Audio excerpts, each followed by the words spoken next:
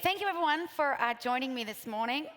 I'm looking forward to having a conversation with you this morning, and I'm really thinking about it as a conversation. I'm here to learn as much as to share some of the stuff that I've learned. I work for a large technology company called Cisco. So for those of you who don't know what that is, it's old technology. We invented more or less the internet as we know it in the late 80s, and now we're something of a giant.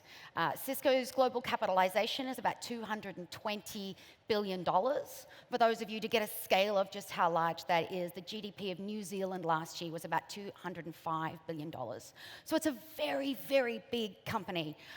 And they actually found me here in Melbourne. The very last time I made a speech here in Melbourne, someone in Cisco was in the audience. At the time, I was on my second startup, which was around fashion design, and I was also leading innovation for a water company. We remember the drought that was taking place sort of in the late 2000s. And I made a speech about what is your company going to do when you run out of water, when your industry runs out of water. And someone at Cisco saw me making that speech and thought it was very applicable to some of the technology changes that they were seeing in their industry at the time. So I've got a good strike rate, I think, for good outcomes out of speaking in Melbourne. And it's amazing to be here. I'm a Melbourne girl originally, although I have lived overseas for about a decade in Singapore first, and then in San Francisco for the past 6-7 years. And I know I'm in Melbourne at a design conference because every woman in the audience is wearing Gorman, so it's great to see you all. I feel a part of the tribe. So what is it that I do at Cisco? I mean, my reference to multi-party innovation is a little bit strange. I mean, hold your hand up if you hold a role that leads innovation in a corporation to some degree. Quite a few hands. Keep your hand up if you have a lot to do with large corporations that are trying to innovate better. If you're in a consulting or agency. So this seems to touch a lot of people.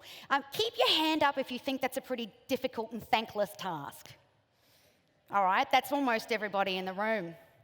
And so when you think about that, when you think about the fact that innovating within a large corporation is a pretty difficult and thankless task, you've got to imagine that it's the idea that I had a few years back that we would actually innovate with 3 or 4 or 5 large corporations at once. You've got to imagine that that's kind of nuts. I mean, it's borderline a fool's errand. The idea that you would stand within a large corporation with 70,000 employees and all the inertia that that entails, and think about how is it that you might innovate across an industry. And to be honest, no one in their right mind would do something like that on purpose.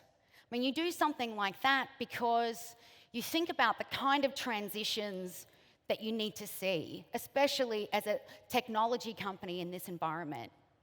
You look at some of the transitions that you need to see in areas like connectivity and communications and the Internet of Things and the connectivity of everything and security and just how IT is changing and how people's expectations and customer expectations are so different. And when you look at some of how those trends work, it becomes clear that it's actually the only way that you can really affect the change you need to see is if you make that change across an industry. I mean, there's no good being an early adopter innovator in a field like the Internet of Things. I mean, the Internet of Things is all about how different sensors and data connect with each other. So it's no good me being amazing unless you can do something valuable with the data that you're getting from my company. Then I'm not going to get any value out of you knowing that. So we really do need to sort of lift all boats in order to be effective and in order to be successful. So that's what I'm going to be talking about today, about some of the lessons that I've learned from trying to innovate this way that I think are pretty broadly applicable and are very much focused and grounded in great design and design thinking. So here's how it works. Let me give you a little look at what this looks like in real terms. we might be missing some audio there. Needs to be industry-wide. When we work together as an industry, this is how large corporations move faster than the speed of startup. We're here in San Francisco with giants of the industry, looking to drive disruptive and rapid innovation. Who can take care of me? Who can take care of my identity online? These are the questions as we look to secure the digitized supply chain. We're actually co-innovating together. So we have real-time iterative processes. You quickly, figure out kind of how your team members work together. You just try to make rapid progress. We are continuously forcing ourselves back to the problem that we're trying to solve. We've brought together an incredibly diverse group of artists, of builders, of engineers in order to resolve these prototypes in such a condensed period of time. You have senior decision makers from leading companies in an industry. We love this innovation and we love seeing these great ideas come to life. These teams start with a blank slate. Within 90 minutes, they met their first round of end users, and they've been spending round after round of revisions on prototypes. There's a constant flow of the end customers, and it's such a radical mindset. First question I got was, do you feel like this is important? And you're a bit torn, because I felt like the answer was no. Keep reinventing ourselves, it seems, over every 90 minutes. Seeing the way they're collaborating, seeing the way that they're advancing an idea is something I wish I could bottle up and bring home with me. You're testing your hypotheses on the spot. You're having end users validate those hypotheses. We've really condensed 9 to 10 months worth of innovation progress into a 2-day period. As soon as I walked up on that stage, it all got very real. We're transparency. Our solution is trusted. Introducing FastX. Our solution is Noti. Investors, I'd like to ask you, who'd like to support this team as they take their next step? Woo! It sounds like JNS is in. Who wants to join John Stewart in the support of this? It's one of the most amazing feelings in the world.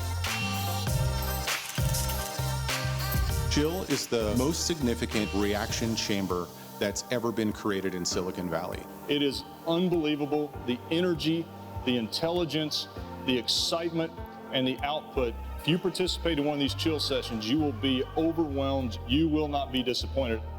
My question to you is, are you in?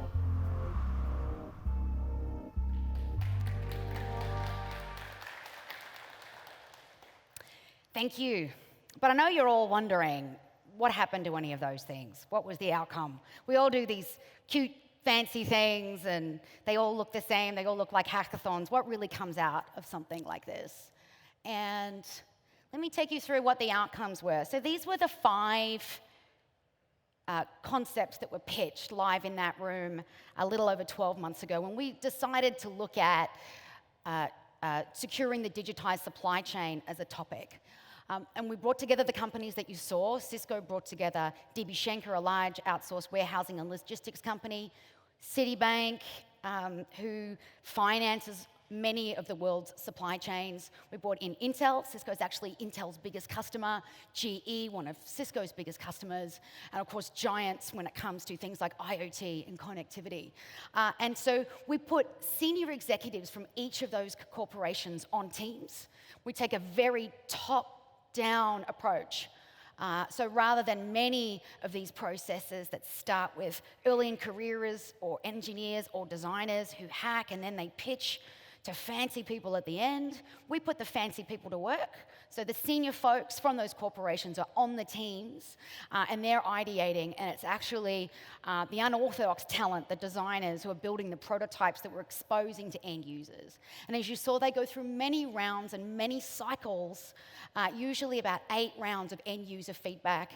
We have 60 end users live in the room, ready to tear their ideas down and break their hearts and have them start again. And so at the end of the process, at the end of the 48 hours, they have a very resolved, very clear view of what the marketplace is calling for. And each of those companies is being represented by a senior executive who owns budget to solve that problem. They're the most passive-aggressive pitches you've ever seen. All of those pitches are senior leaders for very big companies saying, this is our idea, we're going to do it, we're starting Monday, I know my CEO's here, but I don't need his help, thanks very much, we're getting off stage. It's fantastic. Just what I'm going for. So of the 5 ideas that were pitched in that room at that time, and for those of you who are in supply chain, it's probably not that sexy, but FastX failed to get any investment in the moment. Note to self, never let a team that's unlikely to get backing go first ever again. But Nodi is a live artificial intelligence and machine learning innovation that is working across Cisco and DB Schenker's supply chain at the moment, working with a startup. Transparency is a project by which we're nanotagging minerals as they come out of mines. We're logging that nanotag to a blockchain in order to pull conflict minerals out of our supply chain. That is a live project. 2 other large American corporations recently joined, and we're using it to pull, we're using it to really combat a very serious problem in the tech industry, which is the corrupt sources of a lot of very difficult conflict minerals. And finally, Hopper is a startup. It is a startup that was conceived in a lab, and it is now living its best life outside of our company. The CEO is a company that Cisco was formerly the CEO of a company Cisco acquired some time ago. They've received outside funding now and are living their best life outside of the company. It's actually the second startup in Cisco's $2.2 billion investment portfolio that's been born in a chill lab, live in the room, in that pressure cooker that you saw. In addition to those 3 that continue today, there's actually one more large blockchain project that came out of this particular engagement that wasn't pitched on the stage at that time. So that's 4 out of 5 of those businesses that were pitched that are continuing today over 12 months later and are continuing to deliver massive value across an industry. So how is it that we managed to pull that off? Well, there's sort of 3 key learnings that we've pulled from this particular process. The first we call this idea of massive inclusion. You know, if there's any real innovation in the work that I do, it's how we've transformed the stakeholder engagement process. So for those of you who've ever tried to innovate within a large company, you've probably been through the depressing and heartbreaking process of being excited about your idea, being all fired up, being ready to go, and then you go to your boss or a mentor and they say, yeah, that's really interesting. Go speak to 5 more people. And you're like, great, and you go speak to those 5 more people, and all 5 of those go, great, but you probably need to change it a little bit, and here's 5 more people that you need to speak to. And before you're done, you spent 9 months prostituting your idea out, pivoting and pivoting and pivoting until you're not in love with it anymore. And by the time you're done, you kind of lost interest in doing it anyway. So one of the reasons that is because of how large corporations work.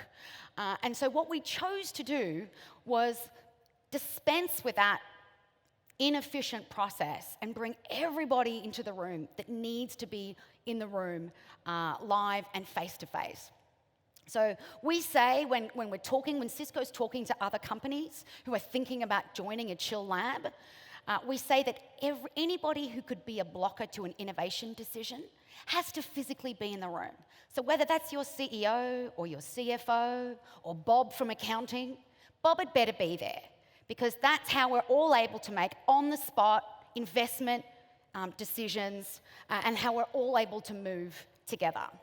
When we bring that much talent into the room and that much money, I mean, the combined worth of the corporations that were there for our supply chain lab was over $1 trillion. You have talent of that caliber who down tools to commit time to an innovation process like this. You better believe that they're not there to play. They're there to make clear commitments, and how you engineer the room so those commitments can be made saves you drastic volumes of time, wasted energy after the fact. So massive inclusion is super important. The second piece is this idea of impact prototyping. So impact prototyping, are my slides going backwards? Do I have the clicker upside down? I might. Classy. So the idea of the impact prototype is actually the opposite of a technical prototype. I work for a really big engineering company. Engineering companies are full of people who like to build things. So as soon as they've had a thought, in fact, before they've even had a thought, they want to build something. They want to code something. And so what we find is that we end up being a long way down the process of technical feasibility before we've really spent some time to inhale, exhale, and work out if this thing should be built in the first place. And we call that impact prototyping. And here's what it looks like. This is what, on the far left, this is kind of how we progress a prototype over time. It starts off incredibly low fidelity. We ask end users to play and to break it, and we're incredibly strict. We're incredibly strict about how these teams interact with those end users. What we say is that hand over your prototype and shut up. If you have to point out where the on button is, good data. You can't point it out. It means you just have to go back and build it again. Everybody wants to lead the witness. Everybody in that room wants to control the situation and say to the end user, this is how you're going to use it. This is why you're going to love it. This is what you're going to do next. And it's just so important that people hand over an impact prototype. All you should hear is the voice of the end user. If they love it, if they hate it, fantastic. And as long as you're just going through cycle after cycle of these super cheap prototypes, super cheap paper to application prototypes, you're able to really embrace that opportunity. You know that it's okay if that end user hates it, because you've got plenty more cycles to come. And finally, we had one team in the last lab that was Cisco's head of supply chain, Intel's head of supply chain, Citibank's head of trade finance, GE's head of IoT, and Citibank's head of blockchain investments. That's a lot of egos on one team. These are very senior people who probably haven't really spent a lot of time ideating and exposing themselves to this sort of design challenge for a long time. So they get into that team together, and they're used to doing what they always do. They want to build PowerPoint slides. They want to argue with each other. They want to jump on their soapbox and talk about why their idea is the best idea. All of that is a waste of time. So the real mantra just must be, shut up and build it. What are you saying? What's going to change in real life? Great. Shut up, let's build it. Let's just rush it in front of an end user. The only way we're able to get that many people in accord, ready to invest within 48 hours, if we have this relentless focus on shutting up and getting it built. End user doesn't like it, great, shut up, what are we going to build now? And we just keep going through that cycle until we get something that's really resolved, that they're quite passionate about. And then the last rule that we have is that make your ask to the investment panel less than what you would pay McKinsey to check if you should make the investment. So a couple of years ago, we did a lab in the retail space, and it was a pretty cool idea of something we were going to build with Visa. And our seed funding to take the idea and move it into an incubator within San Francisco was $250,000. And Cisco had already committed half, and we were asking Visa to commit the other half. And they had a bit of a leadership shake-up sort of halfway through this process. And the new guy that started was very excited about this. And he's like, I'm so excited about this project. I'm so excited about it. I've hired McKinsey to work out if I should give you $125,000. I'm like, how much have you hired McKinsey for? $1.2 million to work out if they should commit $125,000. Fantastic data for me. Knew immediately that this wasn't the partner that I wanted to work with in this particular instance, but a really sobering idea. And so do remember that. Make it cheaper to commit to do it than it is to investigate and crunch the numbers. Because you can't crunch the numbers on a napkin. It's not feasible. You need more data. You need more prototypes. You need to get them into the marketplace in order for you to make informed decisions. So end users, end arguments, and allows you to move forward. So what's going to stand in your way of pulling this off? Zombies, bike sheds, and darlings. They are the most important and most dangerous blockers to the roaring success of your large innovation project. So what do I mean when I talk about zombies? These are the projects that are in your innovation portfolio, that have been there a long time, haven't moved for a while. There's beginning to be whispers about the fact that your team includes dud projects like this one. And I hope for your sake that it didn't come into your team or your portfolio as a zombie, But of course, we all know that corporate innovation functions are often places where zombie projects go when they won't get funding from the business proper. So I hope that's not the case for you. I do find time and time again that innovation leaders frequently underestimate the drag of their time, energy, and resources of zombie projects. That their commitment and their desperation and their hope, their sincere emotional hope that something will change and their idea will pivot into glory makes it very, very hard to kill that project. And so what I say, and you'll hear me say this a little ad nauseum, is that when you suspect you might have a zombie, the best thing to do is go back to your end users. Check in with them, recheck, find out that they still have the passion, expose that data, expose that conversation to the stakeholders that you need to progress, and don't tolerate zombies within your portfolio. Next, bike sheds. So what is a bike shed? Well, if you're building the new Apple campus, their billion-dollar campus out there near where I work in Cupertino, on the side of that incredible gargantuan stadium-like office structure that they have, it's incredible, what a feat of design and engineering. On the side of that incredible gargantuan architectural feat, there's a bike shed. Small little bike shed where people can park their bikes and get along with their day. Now the beauty of the bike shed is we can talk about that, we can agree on it. It's not that controversial, it's good to talk about, it's good to take care of people's bikes, it's a good thing. And that's what the temptation and the risk is. That rather than focusing on the important factors, rather than addressing the real issues, we get distracted by looking at the issues that we know are solvable. Again, it's a really distracting and common problem within the work that we do. And finally, ladies and gentlemen, you have to kill your darlings. A darling is a project that someone, maybe you, is hopelessly in love with. You've always been in love with. You love that thing. You love that baby like it's your own. I can see a lot of people snickering and giggling. You all know that there's one in your portfolio. There's one that you love. That you're just hoping that someone's going to fall in love with it one of these days. Now, what I often find is when we run these chill exercises, 100% of the people who enter that room come in with a darling. They come in thinking that they're there to co-opt the process and leverage everyone else being there in order to get their darling out into the marketplace. And what we find is that inevitably the end users don't love it as much as they do.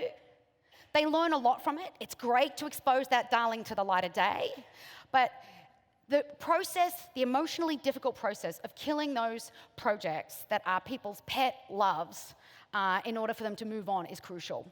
But don't underestimate, as an innovation leader, the emotional toll it takes on a group. We find that when we don't help people take a moment to mourn, that darlings tend to hang around, and I think that's important to mention.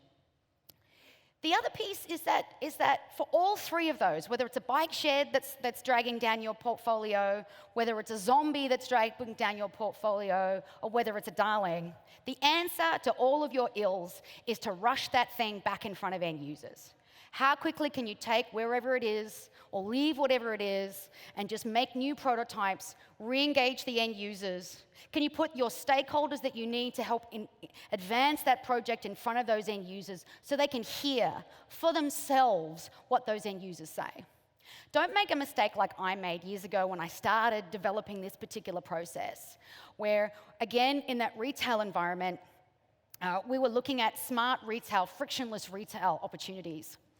And we were looking at an app that you could use that would allow you to skip the checkout on the way out. And surprise, surprise, 100% of the end users, when they were given the app, said, I don't want to download an app to come into your shop. It doesn't interest me. I don't want an app. And we're like, oh, okay, great. Well, what if you were to dock your phone here in the trolley and then do your shopping? Would you like that? So they docked their phone and they turned around and they're like, oh, I don't like that either. I've got my back to my phone. Someone's going to nick it. Can't have that. Don't like it. So then we gave them a tablet. We gave them a tablet with the application on it, gave it to them, docked it in the shopping cart. And they kind of liked it. That one was met with a lot more support. And so that was actually one of the ideas that progressed to startup stage.